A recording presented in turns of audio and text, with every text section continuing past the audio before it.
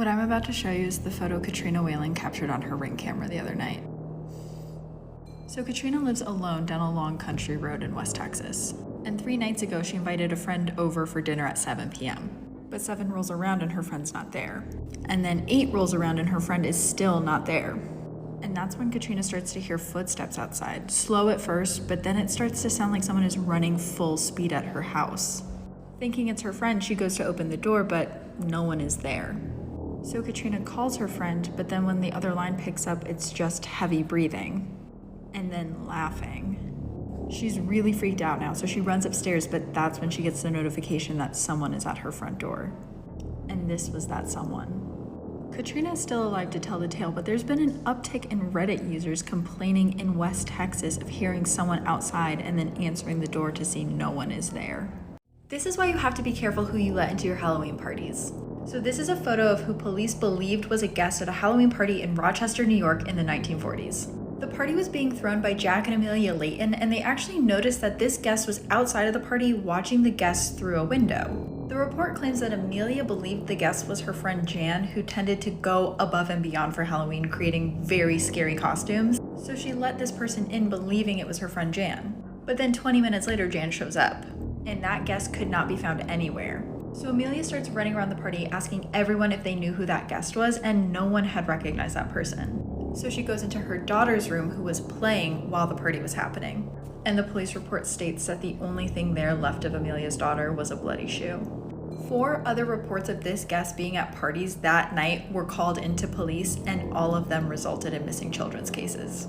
The identity of this person has never been found, and none of the kids have been found either. This is Norman. Norman was created approximately 18 years ago to see him in a music video for the band Interpol. However, people cherished him, but unfortunately Norman went missing for 10 years. In 2014, a public sale became listed on iCollector.com under the title Animatronic Creepy Ghoul Puppet from Music Video. After 10 years, Norman had reappeared, and he appeared very badly. Having a devoted fan base, nobody bought him, and he went missing once more for another 5 years, until a YouTuber managed to locate him and purchase him. Let's take a look at this photo. Captured outside of a small area from Chihuahua, Mexico, it is the only definitive proof we have of the Night Lady. Back in like 2009 to 2010, just outside of the city, it was plagued by something very disturbing. It was this woman. She was witnessed and sketched breaking into windows only at night, where she would take children from their beds. There was only one child who ever survived an abduction when this woman was caught in the bedroom trying to take him from his bed, and she fled through the window. Ultimately, this child was able to give a witness account of the woman. What was learned is that it's believed she climbs on rooftops during the day and then waits until nightfall to crawl through a window. You wake up, and at the foot of your bed, you would find her staring at you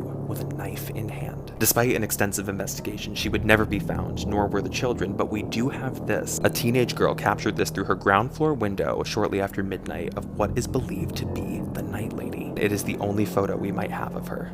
I want you to take a look at this picture, snapped from a group of friends back in 2012. Let me explain the haunting backstory behind this picture. It's not for the faint of heart. These friends are thrill seekers, right? So their thing is that they go to explore abandoned buildings all throughout their state in Illinois. But there was one town in particular that really piqued their interest because allegedly it had a madman who was still on the loose. One who police believed was responsible for several bodies that were found in this area, all with their heads missing, assuming that he took them with him. So they come to this town because they're planning to spend the night in this abandoned hospital in this picture so they can record content. But as the night goes on and things get darker, they suddenly get this eerie feeling like they're not alone in this hospital. But while they're exploring in the dark, they start snapping pictures on their phone to try to illuminate the rooms that they're in, and they finally start to explore the showers, which was where they snapped this photo, which was more than enough to scare them into leaving. They didn't know what that was, so they call police, who search the hospital and realize that's not a mask.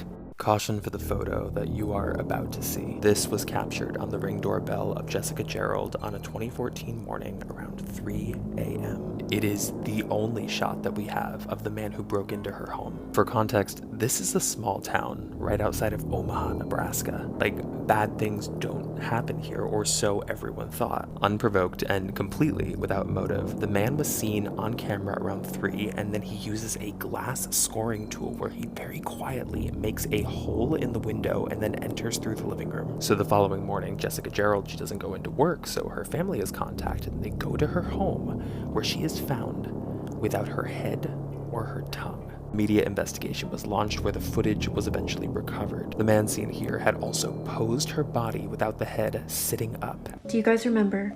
Humans can lick too. This was one of the most popular scary stories when I was a kid. Disclaimer, this video is for entertainment purposes only. The story goes like there was a young girl who was staying home alone one night while her parents went out. They were going to be home early the next morning, but they were confident that the girl would be okay because she had her dog to protect her. Before the girl went to bed, she locked every single window and door in the house, except there was one window in the basement that wouldn't close. After several minutes of trying, the girl finally got the window closed, but it wouldn't lock. The lock was stuck. She thought, it'll be fine, and she started to get herself ready for bed. The girl lay down for bed around 8 o'clock and her dog went to lay under her bed. She went to say goodnight to her dog and stuck her hand under her bed so that her dog could lick it. She woke up a couple hours later with a weird feeling, wanted to see if her dog was still under her bed, so she put her hand down there and her dog licked it. A couple hours later, the same thing, her dog licked her hand. I didn't realize this story would be longer than a minute. Do you notice something kind of off about this mannequin? For anyone who's familiar with the legend, she is known as La Pascualita. The mannequin has stood in the window of a Mexican bridal shop for more than 90 years, but when she was first placed there, patrons noticed something kind of strange. The detail work on this mannequin was unusual. She was noted with eyebrow hair, veins, and even discoloration around her mouth and ears. But that suspicion soon grew to horror as patrons started to notice that she bore a striking resemblance to the owner's deceased daughter, Pascuala. Pascuala was actually set to be married herself, but ended up dying in a tragedy before her wedding day. Shortly after her death, the mannequin appeared in the window and the legend was born that these were the preserved remains of the owner's daughter. But the most compelling evidence has always been the hands. The hands are shown with wrinkles, they have veins, they even have lifelike fingernails, which is unlike any mannequin I have ever seen. The question remains to this day, could this really be the shop owner's daughter? Nothing scares me like Appalachia. So this Thanksgiving, Paige Hills was meeting her boyfriend's family for the first time in Appalachia. And basically, immediately upon driving into the area, she starts getting a bad feeling. She chalks it up to nerves, but it keeps getting worse that night. The family was all having dinner inside, but there was a window open. And Paige starts to hear whistling coming from the woods through the window. She doesn't really think anything of it because maybe someone was outside smoking, but that night the whistling comes back, louder. And on top of that, it sounds like someone is saying her name over and over and over again. So she goes to the window to see what's up, and there's just two red eyes staring back at her from the woods. The next morning at breakfast, she asked the family what that could have been, and they immediately looked like they saw a ghost. They told her to never speak of it ever again, and the next time she hears something, no she didn't. So Paige is freaked out, but she has another night in the house.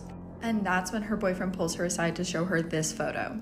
This is what their trail cam caught the night before, and she was to never mention it again. Let's take a look at this photo. This was pulled from the evidence archives of the Michigan State Homicide Unit. It is the only known photo we have of who was known as the Skinner. So in the early 70s, in a rural part of Michigan, something very strange was going on. It started out as just a very high number of women who were going missing in this county, but it would soon turn very dark. It was like for every one of these women that went missing, there was always an article of clothing found, as well as a severed foot. So after all of these months of investigating and questioning people, they eventually stumble upon this abandoned home in the county, and they would obtain a warrant to search it. Inside were all of the bodies of the women, every single one of them, and they had all been skinned alive. This place was littered with all of these Polaroids that this man had taken of everything he had done to these women, but he only took one photo of himself. This picture, as he's never been caught, and this is all we know of the Skinner. You guys had an intense reaction to the last photo I showed you, so I found you another one. This one, I feel like you might be able to immediately pick apart what's wrong with this picture. The sourcing on this is a little murky, although it's believed to have been captured at the Fall Ridge Academy boarding school for girls in the basement hallway. So the girl who took this picture, it's believed that she thought her friends were following her through this hallway, so she took the picture thinking it was a prank to send to the group chat, not realizing what she had caught. A sort of eerie presence that she was picking up on was of a man who was hiding behind this classroom door, and you can see his face in the window. And if we get even closer, you can really see those features in the window. She was attacked by the man shortly after this, and although it would be hours before she was found critical but survived, which is how we got a police composite. To this day, this still remains as the only visual of the person who was hiding in that basement. And now that you've seen this image, you're haunted. The only way to avoid that is by clicking the plus, dropping a like, and watching the whole video. Good luck, my friends. My friends is the Expressionless. Yes, that's the name. 1972, this woman showed up to a hospital wearing nothing but a white bloody gown. I know, hospital, bloody gown, things kind of match up, but it gets worse. There are two distinct things about this woman that made people go frantic, scream, and even leave the hospital. Even doctors. First being that she wasn't exactly human, she was built like a mannequin. Not just a joke, genuinely, she was practically a mannequin, she was not human. Was able to talk, walk, and communicate as a human, which freaked them out. She had a kid in between where her teeth should be that was spewing blood out, which was where the blood was coming from on the nightgown. Then took the kitten out of her mouth, threw it across the room, and collapsed on the floor. The hospital members tried to sedate her, she fought back, with the same blank expression on her face. It took 2 doctors to hold her down. He looked at one of the male doctors, turned her head while her face was still blank, and then smiled. Number 2 is absolutely insane, so click the plus, drop a like, and follow me for more. You ever see a picture that just gives you,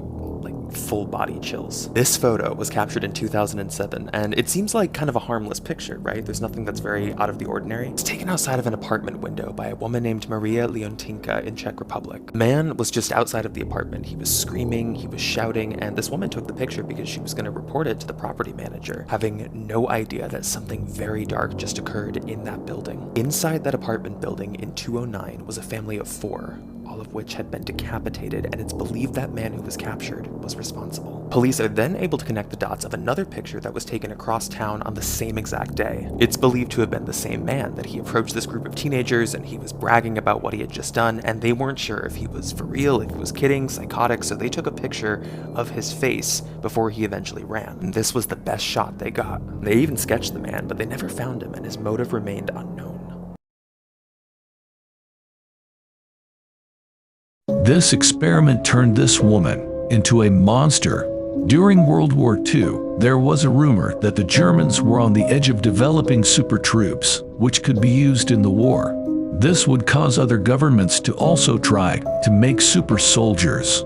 But because the experiment was very dangerous, no one wanted to be a lab rat. However, Albert Western, one of the leading scientists, offered his daughter Abigail for the terrible experiment. When the experiment began, it went downhill fast. Her bone structure began to change rapidly, and her hair fell out. She went completely insane shortly after that. Her father still had some hope that the project would work, but it didn't. He could not take it, so he ended his own life. The other scientists tried to get rid of Abigail and tried to starve her in her cell, but she got out and attacked the guards. It is said that she escaped, and no one knows where she went, and that is how